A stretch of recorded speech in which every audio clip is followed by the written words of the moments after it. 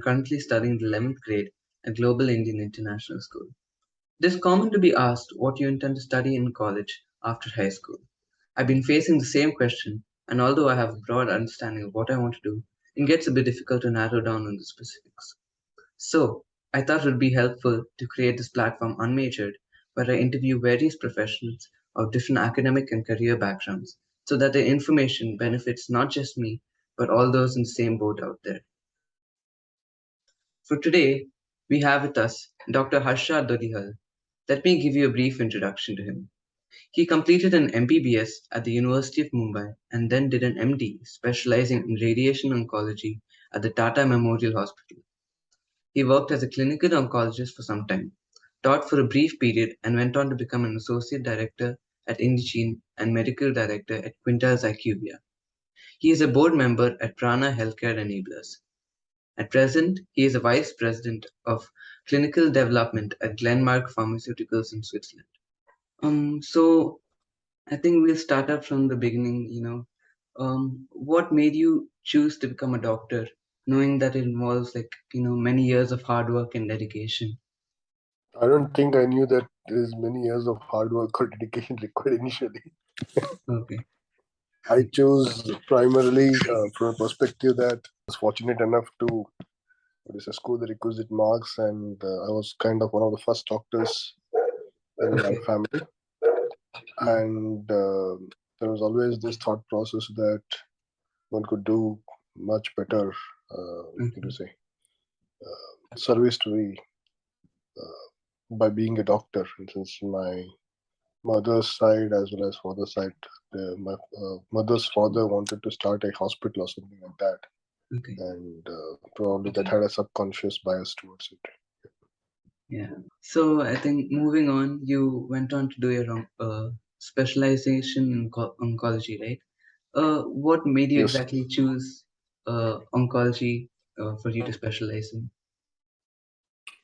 That was again by serendipity. My admission into Tata Memorial Hospital was driven more by the fact that it is the topmost oncology institute in Asia, you can say. Oh, okay. Definitely in the country and definitely in the Asia. So I was driven more by the fact that I'm getting oncology in a premier institute. So I went on to do the oncology part of it. Okay. Okay. So you've worked in this field, and there are a lot of people I think doing NEET now. So do you think there's scope for everyone to get a good job as a doctor now, with so many people trying? The medical profession of doctor to patient, India still lags. Having said that, today you see there are doctors who see hundreds of patients. There are few doctors who see only few patients, and there is clustering of doctors in the urban areas. So the jobs, they should never be a dearth. So when you see it as a job, okay, many doctors need to set up their own practice. Yeah. You need to have an entrepreneurial streak inside you. In case if the job is not available, you need to put up your clinic and run with it. Be more enterprising in nature. So in the larger scheme of things, what I meant is that if you're a musician, if you're a cricket player, if you're a footballer or other things, the chances of success, instance, to ensure that you get good income is probability-wise on lower side. Whereas if you take engineering or medicine, most doctors would have a decent life unless and until they, are not intent on practicing or don't take care of their practice. So your income distribution is in a normal curve, bell curve in with doctors. I'll stop at that. I'll like to ask you for the questions here. Okay. Yeah. What has your role been as a medical director at organizations like Quintiles and IQVIA? Okay, so as I've been lucky to have been practicing as well as been in the industry. So the industry roles have been predominantly tilted towards, again, helping the oncology drug development. So when you prescribe a medicine, that medicine needs to be discovered, developed, and most of the times it is a pharmaceutical industry. Okay. and there is a lot of parts. In one of the things is that the testing of the molecule happens in the humans through phases called as phase 1, phase 2, phase 3, phase 4 studies. So Okay. you need someone who has seen patients, who understands patients, to guide and question the data which comes, to help with the protocol writing, to help with understanding of something side effects called as adverse events, to help with interpretation of the laboratory details which come, whether what kind of lab values are there, how significant are they, whether the patient can continue to participate, whether he needs to stop. So making sense whether that molecule is helping the patient or not helping the patient, and discussing the same with the treating physician, with the sponsor medical, with the other team members who are there, is all a part and parcel of the medical directors or a medical person's role in the industry. You were talking about this molecule, right? Uh, what exactly is this molecule? No, it could be anything. In sense, right now I work on a small molecule, but what I meant is that for any medicine which humans take right now, one needs to ensure that it is safe and also helpful. Both Okay. need to be established. So let us say you eat a lot of salt, you will vomit. Common salt at home, you eat only a Yeah. table teaspoon, correct? You take only a gram or Yeah. 2 grams per day. Yeah. But the same salt, if it is consumed in a very heavy quantity, you will vomit. Yeah. Yeah. That's what they use. Yeah. Correct. Ha. So similarly, medicines, their quantity has to be, or the dose has to be established. Oh. Giving a Oh. Okay. very small dose, which is of no help, is also waste. If you give too much of a dose and the patient has side effects, even then it is harmful. Yeah. Okay, Yeah. even after identifying whether the salt is correct or not. Okay. Okay. And similarly, there are injectables, something called as monoclonal antibodies, bispecific monoclonal antibodies. Okay, trispecific monoclonal antibodies. The medicines come in different forms and shapes. And the first step is always to establish safety. And once Yeah. safety is established, you have to now establish that what is available today. For example, let us say for fever, you take paracetamol and you want to develop a new drug. The new drug has to be better than paracetamol in both safety as well as efficacy parameter. Okay. Then only it will get approved. Then only it will be available in the market again. Just to Yeah. give an example, easiest example. Okay. In Yeah. similarly, for oncology, a lot of medicines are being used, and we help with those molecules to come to the market. Okay. So is it something maybe like uh, clinical research? Yes, it's a part and parcel of clinical research. Okay. Yes, Okay. clinical drug development you can call it, clinical research you can call it. Yes. Yeah. Yeah. Okay. So I saw that you worked at Prana Healthcare Enablers. It sounds really interesting. Can you tell me a little bit about it? That was an entrepreneurial journey. It still exists. I'm a board member there. Basically, Oh, we okay. started it from a perspective of home healthcare company. The Okay. idea was also to have Uber for doctors kind of concept. And since let us say today, if somebody is sick, he needs to Mm. go to an hospital, wait, or clinic, wait and see a doctor. We were trying to figure out whether if he is able to log into an app and make a request, can a Mm. doctor come within half an hour or 45 minutes, like the home visit doctors of the previous years. Yeah, yeah, yeah. We I did think develop I've an app seen at that few time. ads about We those did also. launch it. Yes, Yeah. but we were too early in the game. We had not solved the payment part of it, so the app did not take off the way we wanted to. But the caregivers part of the business, where we send nurses, caregivers, laboratory person to home, that part of the business still runs. So Okay. essentially, this was to try and create a virtual hospital, or to try and create an access of healthcare at home for Oh, the elderly or even the vulnerable population. Is the thought process, and it still continues to exist in the same fashion. okay. Yeah, that sounds really interesting. But is it targeted to like specific people, maybe like old people or something like that, or just for It is anyone? not a it is not a charitable organization. Okay, it's a Okay. for-profit organization for sure. Okay, so in terms of saying that, for poor, Maybe its unfortunately, target is like uh, elderly people or something like elderly, that. the people who normally take such services are people who are elderly, who can't do their duties on their own. I had taken the service for my father, for that matter. My father had Parkinson's, and I Okay. had to have a caregiver at home to Yeah. help him with the day-to-day needs. So there are a lot of neurological patients. There are post-accident, post-trauma. There are sometimes kids who require this, not just the Mm. elderly, Yeah. kids who can't do things on their own. let us say somebody undergoes a surgery and they need it for 15 days to a month's time support. Such patients are there. And then they become independent again. Then the requirement for the support staff goes off. So it could be orthopedic cases, it could be neurological cases, it could be a cancer case. Okay, depending upon each individual case, the time period and the need of the patient can vary, and the kind of that support required can vary. We've also gone ahead to establish almost an ICU at home, for instance, a ventilator at home, with a full trained nurse at home, which becomes much more cheaper to kind of manage end of life care at home. Okay. And that's it's really great. I think that you started this company, so that you help a lot of people who maybe can't make it to the Yeah, hospital or something like that. So yeah. Um, Moving thanks. on, Yes. you have donned many hats from being a doctor to medical director to teaching faculty and so on. Do you think that being a doctor has opened different career paths for you? I don't think being a doctor has opened. If I look at the other way around, I mean, like, the even if the knowledge has helped you, curiosity. No, no, settle. I would no. There are plenty of instances. I'll tell you how it works. The number of doctors in the industry is low. It's difficult for normally doctors to kind of stop practicing and move into the industry. Mm, Okay, yeah. being a doctor is a security which helps you to take more risk. I would put it that way. I would Okay. say the interest in various aspects has kept me very fickle-minded, you can say, or more unstable. I would rather put it that way, which kind of motivates me to try out different hats. And since I have been Okay. curious enough to understand how each branch overlaps or connects with the others. For example, long back I had thought about medical devices and the way they improve life. And if you Mm, really look at it, the advancement in the uh, health of any nation is predominantly contributed by two things. One is socio-economic progress and sanitation. Only when the sanitation of a particular town, city, or a country improves, the death rates come down. And second, from the medical fraternity, if you look at it, the greatest advancement has been vaccination.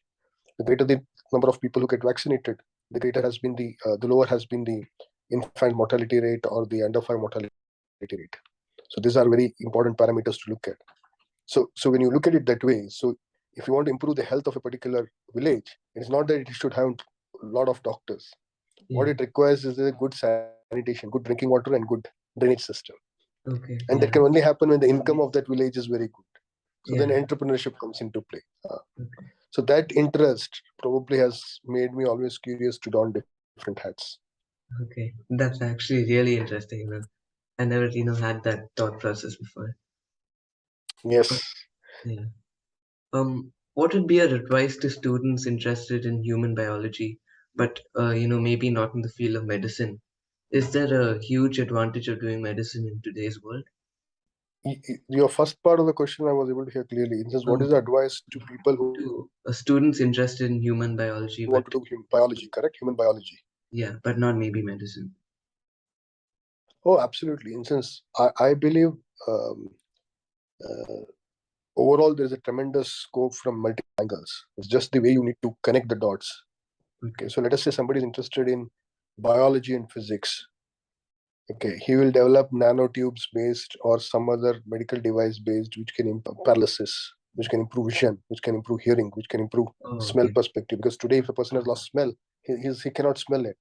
Yeah. So there is any branch which you take, for example, biology and physics, biology and chemistry. If you look at it, there's still tremendous amount of things to be done, and it is not in isolation when you look at it. Instance, the ability to understand our own cells. Let us say genetics. That today people are trying to store data in DNA. Okay, so the DNA is one of the most compressed form of data storage mechanism in the world. It's much better than your other data storage Okay. mechanisms if you really look at it Wow. one way. Okay, so your understanding of the human biology or biology in general can be taken across the spectrum to kind of make life better for self as well as for others. So let us Yeah. say if you understand energy metabolism better, and then you know that the way certain cells are able to absorb energy from certain food substances is in X pattern, then you create better food system. Then you create the output of a particular food from a particular land area in a manner that these people can be fed better. So you can decrease malnutrition. The way Okay. you think, and then it all Yeah, depends it's upon one the of the kind of ways. Yeah. passion which you have. Ha. Okay. So let us say biology and chemicals. If you look at it, then you don't want irritants to the skin. You want better cosmetics, you want better soap, you want better shampoos. Okay, so yeah, human biology can be connected across the spectrum when you really look into it that way. And so yeah. that's my perspective. Yeah. Okay. So I'll, just have another small question. I am a little bit interested in computational biology. What is your opinion on these upcoming fields? Do you know if there's any demand for these professions? it will be, in sense, when you say computational, I understand that something which needs to be calculated using a large set of database or large set of information. Yeah, yeah, yeah. Okay, so when I said that the largest database is DNA, today you need to understand that all that is there, the DNA doesn't get coded. For example, from a single cellular organism, okay, from Mm, one embryonic cell, we become the complex organism the way we are. Correct. yeah, And the expression of the DNA has to first change into RNA. From RNA, it has to be proteins. So when you yeah, look at it, the amount of DNA which is there and the chances of that DNA becoming RNA, there is a lot of variability. And that RNA becoming proteins, a lot of variability. That proteins acting in the rightful fashion, a lot of variability. So you have proteomics, you have metabolomics, you have genomics, yeah. Lot of and then you difference. have the phenotypic parameters in the body, which all interconnect together. So if you're able to build that data together and then analyze and then understand and then make sense out of it, I believe that is what is computational biology is at the end of the day, Okay. which is in a hidden layer and which you want to make it more obvious in terms of saying that, okay, for X particular person, doing XYZ things is going to be beneficial, XYZ things is going to be harmful. Somebody who eats a lot of rice, he can still do well. Somebody who eats only eggs will not be beneficial to him. So there are Mm, patterns which are very different from person to person. So all those things are made much better to understand based on all the data inputs which come from the biology. And definitely biology has a lot of scope. okay. Okay. Yeah. Yeah. So non-linear multifactorial, this is the word which I use normally Mm, since you're speaking about computational biology. uh, yeah. Most of the stuff in human, it is non-linear and multifactorial. So Okay. what I mean by that is that there are theories that say that if the mother is not taken care well when she is pregnant, the kid has an increased risk of diabetes. Okay, now this is very difficult to understand. In sense, when you are in the womb, what food you get, what is the Mm, mental state of the mother, yeah. okay, what is the environment to which she is exposed, can all influence your DNA and the epigenetic factors which can happen later on. Okay. Yeah. Epigenetic factors. Okay, Yeah. Yeah. so such epigenetic factors can vary to a very great extent Mm, and very difficult to predict. Okay, yeah. how much of plastic is harmful, how much of plastic is good, how much of air pollution actually causes. So very recently they released, as I said, I was traveling. So now they know that 2.5 particles per whatever ppm they call it. No? Yeah. If they are of a particular range exposed for a particular period, it can increase the risk of lung cancer. This data came from UK after they studied multiple patients controlled for the cigarette smoking. So Mm-hmm. large data analyzed over a period of time provided them with this input. So you can apply it for diabetes, you can apply it for respiratory diseases, you can apply it for autoimmune diseases, you can apply it for multiple other diseases, and even for healthy things. In sense, how much of exercise is good, how much of what do you say rest is good, when Yeah. actually to exercise, when not Yeah. to exercise, what kind of food to take, everything. Yeah. That's all epigenetics, right? Yeah. No, more than in sense, one part of it is epigenetics. The other part is the way our body reacts. Okay, in Mm, sense, you're if you are exposed to sunlight in the morning, the hormones which release are different. yeah. Okay, and for how long you expose. If you don't expose yourself to sunlight, the circadian rhythm goes off. Okay, Mm, some people are very sensitive to coffee, some people are not sensitive to coffee. yeah. Yeah. So Yeah. the receptors which get expressed, the receptors which do not get expressed, how do the receptors express? So both the nurture and the nature. In sense, by nature you may be X, but the seed when it is in the different kind of a soil, it will mature into different areas.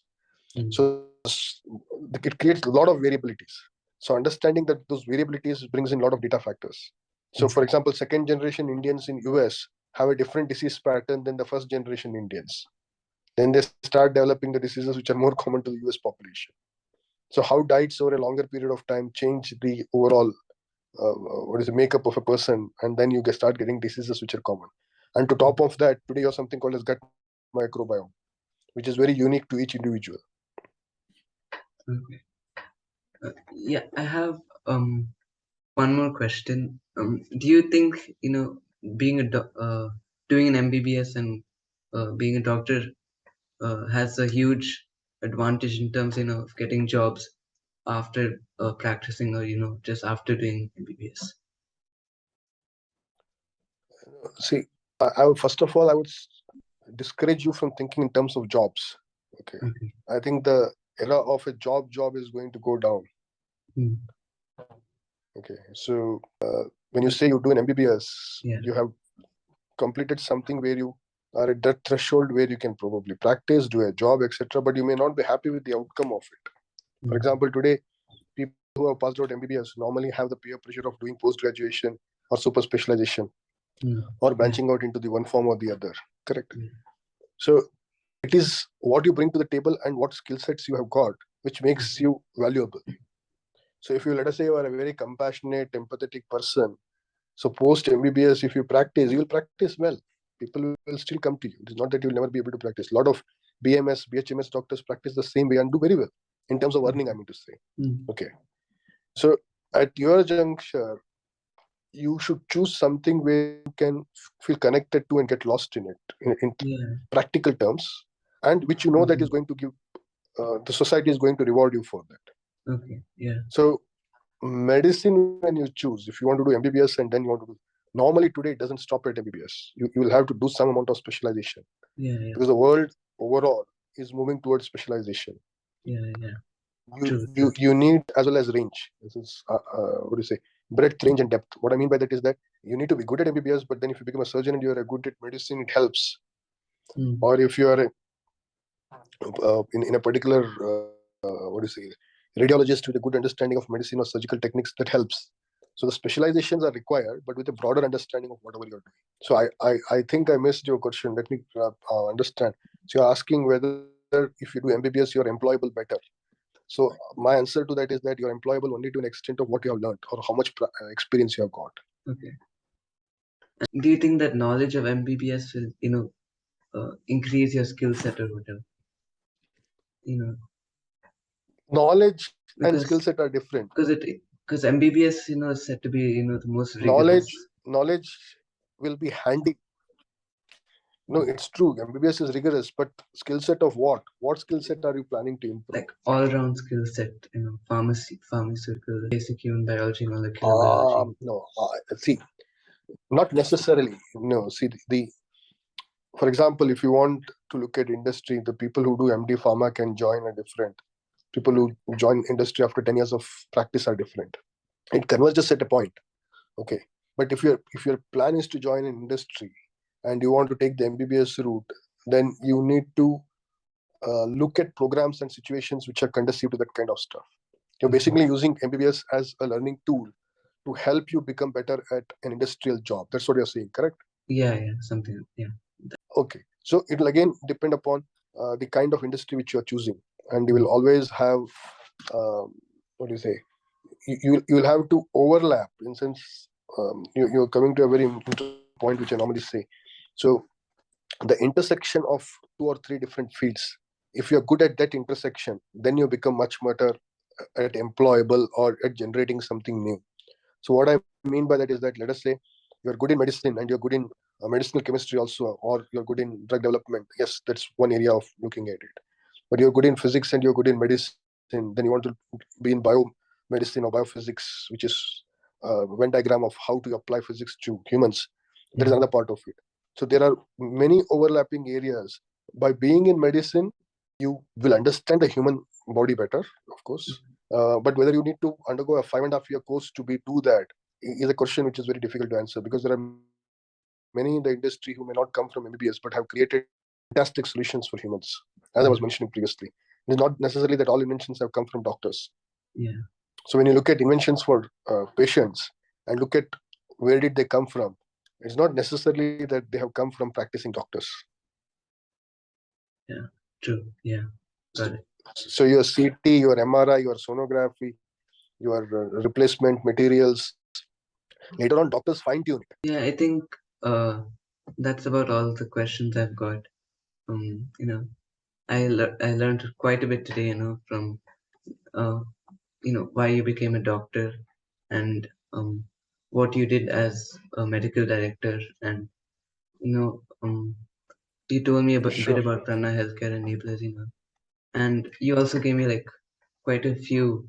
Uh, you cleared quite a few doubts I had about medicine and how it acts. Yeah. So thank you so much, for taking your time Wish with you the me. best, Nikhil. Okay, Yeah. all the best. Do well. Thank you so much. Yes, Bye. yes. All the best to you, Nikhil. Yes. Take care. Bye.